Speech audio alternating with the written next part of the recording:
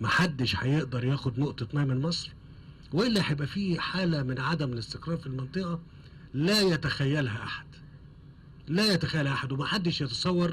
madaxweynaha dalka Masar Cabdulfataax al-Siisi ayaa ka digay in mashruuca biyo-xireenka weyn ee webiga Naylka ee Itoobiya uu halis ugu jiro inuu keeno xasilooni darro aan la qiyaasi karin.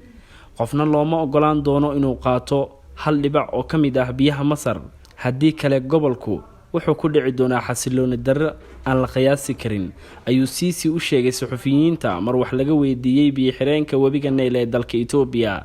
ficil kasta oo cadaawad ah waa karaahiyo, laakiin falcelinteena haddii ay dhacdo in nala saameeyo hoos u dhaca ku yimid saadka biyaha ee Masar waxay saameyn ku yeelan doontaa xasiloonida gobolka oo dhan, ayuu ku adkaystay shir jaraa'id oo uu ku qabtay magaalada Suez ee Ismaaciiliya. webiga Nayl waa webiga ugu dheer adduunka, waana marin biyood biyo siiya 10 dal ee uu maro. dhinaca kale Itoobiya ayaa sheegtay inay korontada laga dhaliyo biyo-xireenkeeda ay muhiim u tahay inay daboosho baahida tamarta ee 110 milyan ee dadkeeda ah. dhanka kale Masar waxay ku tiirsan tahay webiga Nayl qiyaastii 97% waraabkiisa iyo cabitaankiisa, waxay u aragtaa biyo-xireenka inuu yahay khatar jirta.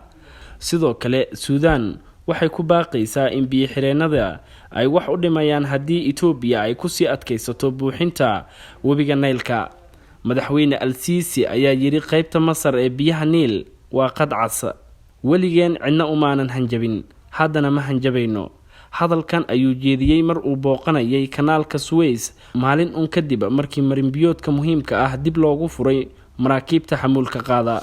muranka biyo-xireenka Itoobiya ayaa soo jiitamay ku dhawaad 10 sano oo isku dayo dhexdhexaadin ah ay si isdaba joog ah u fashilmeen.